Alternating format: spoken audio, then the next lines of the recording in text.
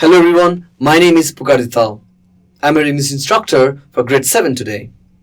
And today we'll be covering the chapter Locations and Positions. We'll also further talk about and introduce to you concept of prepositions and its implications in the writing. So let's begin the class. So what actually is preposition? So let's deal with few examples here. For instance, let's say number 1, I am fond of music. Let's look at example number B. There is a pen in the box. Now let's have one more example here. The thieves broke into the house. Now here we must bear in mind certain words or group of words like fond of, there is a pen in the box, and the thieves broke into the house. Now here, if I have to write it down, the words fond of, in, and broke into shows relation between I am and the music. Alright, it shows a relationship between a pen and the box. And again, it shows relationship between the thieves and the house. So if I write it down, so we must bear this in mind, the words fond of, in, and broke into shows the relation between the subject and the object here. That is, in the first one, fond of, we have it shows relationship between I and music. Similarly, as we move further, pen and the box, and it shows the relationship between the thieves and the house. So see, now let's relate this to a preposition, and thus we get a definition that a preposition. So what is a preposition then? So this gives us the definition of preposition, where we can say that preposition is a word, or at times it could be a group of words placed before a noun or a pronoun to show in what relation the person or thing denoted by it stands in regard to something else. So this gives us the vivid definition of preposition. Again, we'll clarify this, okay? A preposition is a word or a group of words placed before a noun or a pronoun to show in what relation, meaning it shows relationship. The words which are placed before noun or pronoun always shows relationship. Like what? In what relation the person or thing denoted by it stands in regard to something else. Okay, so let's clarify this with further examples. Now, if you look at the definition or the examples which I had written earlier, that is to say, if you look at these examples, see, I am fond of music. Look at these word fond of. See, it shows a relationship between a subject and an object here, so as to say, all right, see, it shows the relationship between I and the music here. These words help to establish this relationship. And see, it's a word, a group of words placed before a noun or pronoun. And these are placed before a noun or a pronoun, in this case, a noun, all right, to show relationship. And here this subject is having relationship to the object, all right, with these prepositions. Now, there's a pen in the box.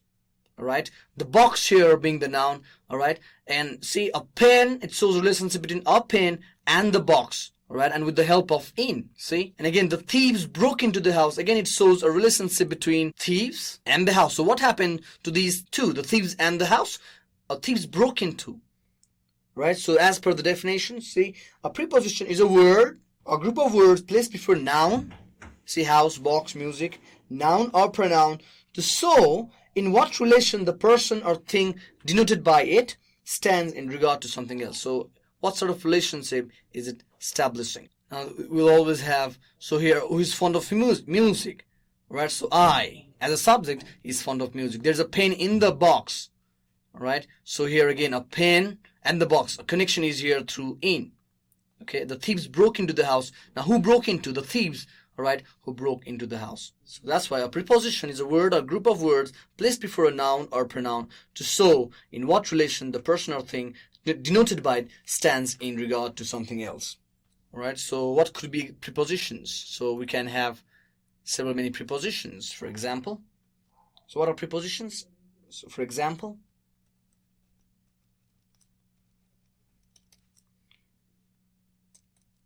in, at, on, under,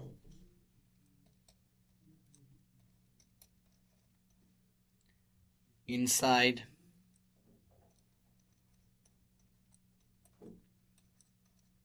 outside,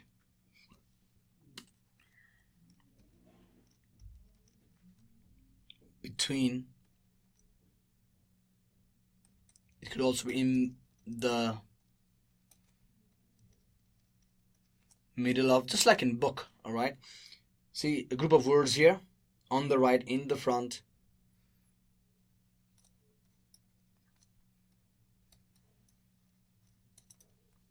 right, in front of,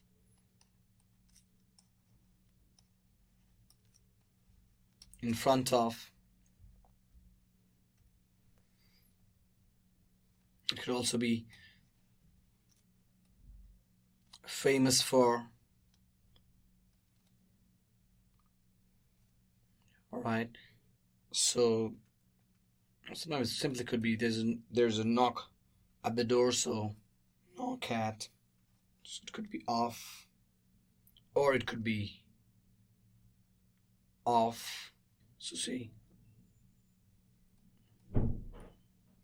etc. So let's have a few examples in terms of sentences. Let's say, please listen to what I say. Number B, prevent it from melting.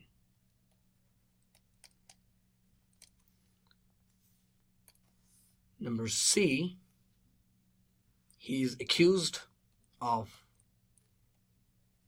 theft. And let's have one more example here. C was blamed for dishonesty. So I'll give you can take a time, perhaps 2 minutes time, or in fact a minute time. You can just have a minute to do this work. Just identify the preposition here. Can you do that?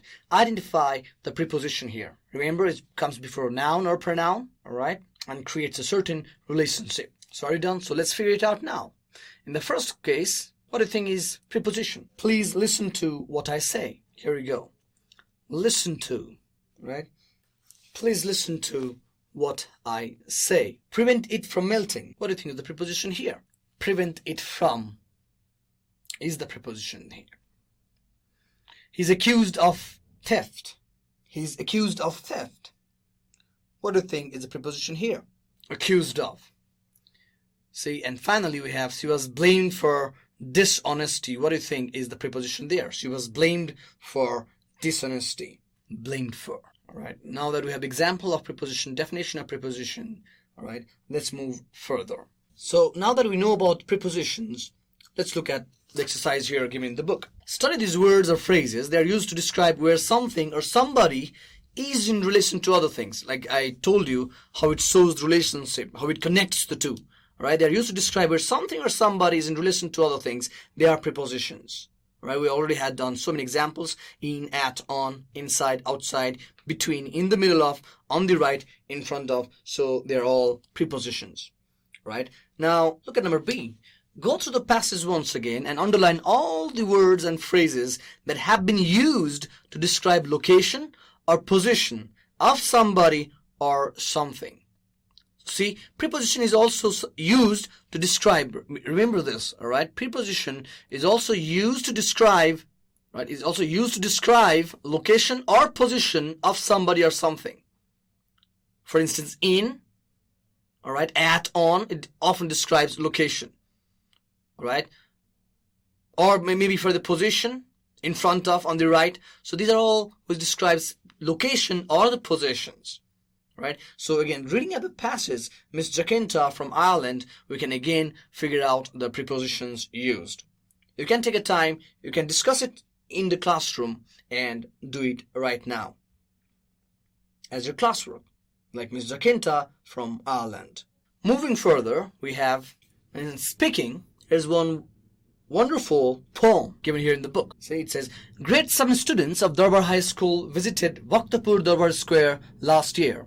One of the student groups wrote this song and sang it in the class after their visit. Sing this song and share which stanza you like the most and why. So let's read this song, or rather let's sing this song. It's more poetic than to be a song. So let's start it. Bhaktapur Darbar, as it is called, a historical place in Nepal, with great history that it beholds, this landmark is known to all. A great sight with ancient touch, its grandeur that I loved so much. With due respect I bow my head to the legendary people who made this place. All those temples awesomely built, truly Nepal as I felt, impressing everyone watching them. There lay these amazing crafts and cravings. Siddha Pukari, a pond so wide, a place where gods and goddesses reside. With lots of fish swimming across, got me surprised and awe-stricken. The wind blowing towards me woke me up from my fantasy, but this grand place was not a dream. In its grandeur, I started drowning. So here's a wonderful poem about Bhaktapur Darbar Square, right? So with all these wonderful, vivid description about the place. So you can read it again, read it aloud in the classroom to improve your reading. And of course, when you write something with such descriptions, you always exaggerate, all right? You exaggerate with beyond what it actually is. So that was speaking. So moving further, we have, now let's look at this exercise. Draw your house, sketch important locations near and around your house. So first you draw your house and of course sketch it out in a paper. Important locations near and around your house. They could be roads, temples. These are also called landmarks, by the way. They could be roads, temples, gardens, schools, bridges, rivers, chautara, etc. Now write a paragraph of 5 sentences to say where your house is in relation to those locations. So you just have to write 5 sentences defining, all right, where does your house fall when you compare your house to these locations. Of course, you're using prepositions here, pretty obvious, all right.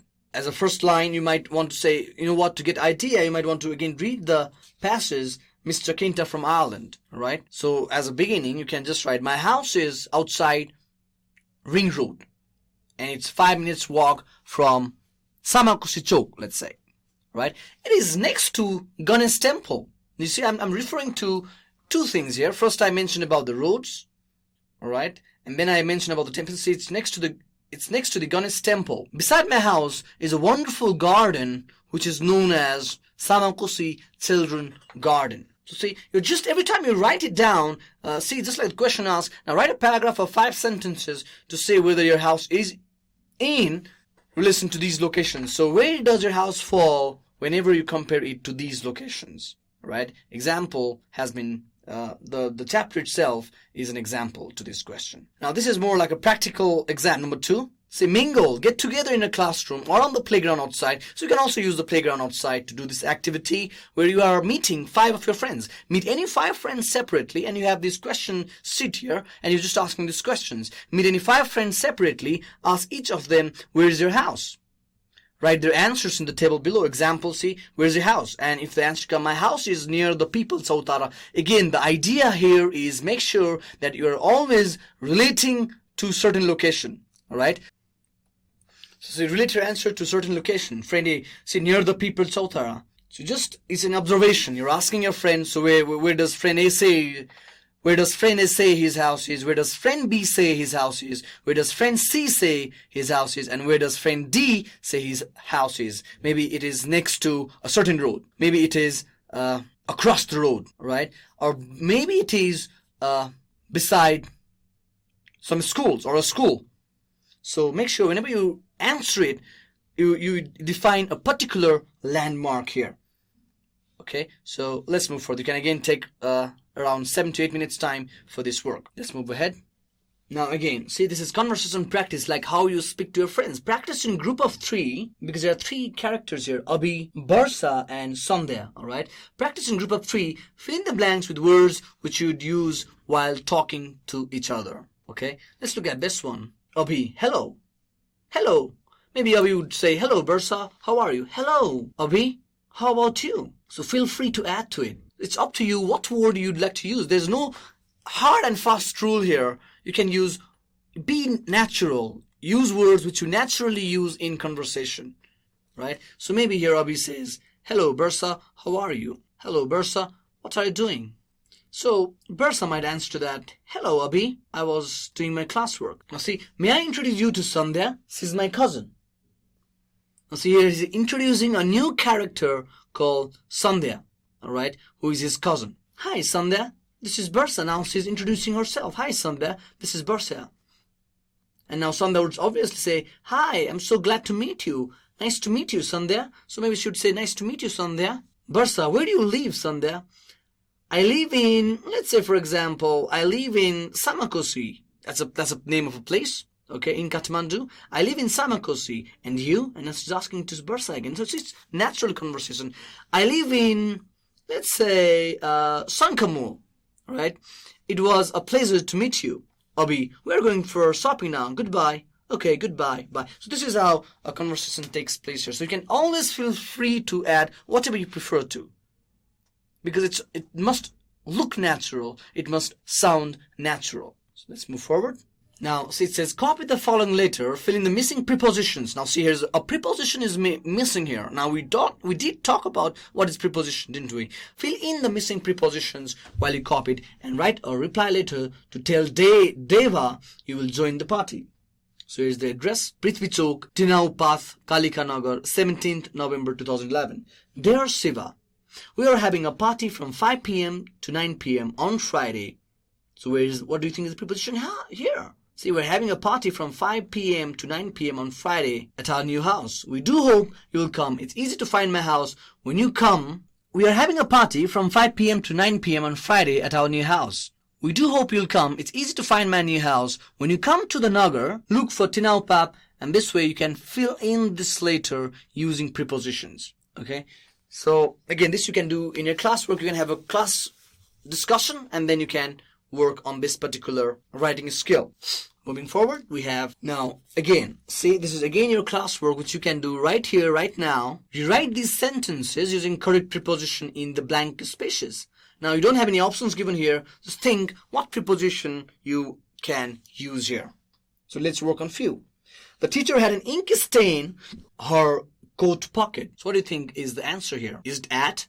The teacher had an ink stain at her coat pocket. The teacher had an ink stain in her coat pocket. Or do you think it would be the teacher had an ink stain on her coat pocket? The teacher had an ink stain on her coat pocket.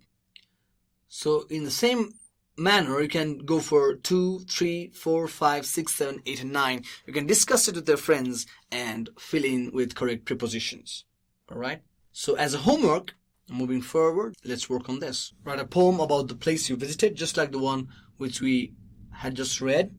Draw a map of that place. Make sure to point out all the important landmarks.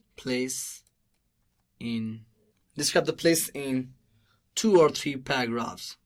Okay, and make sure, so let's work on the prepositions. Choose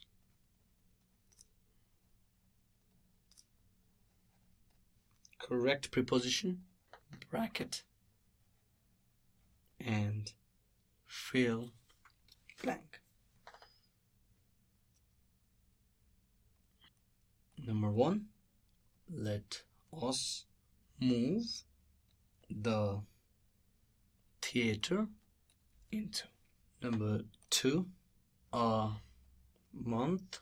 Number 3, he acted according my instruction. By number 4, I will eat. You buy. With 5, everyone laughed. Him. On. At.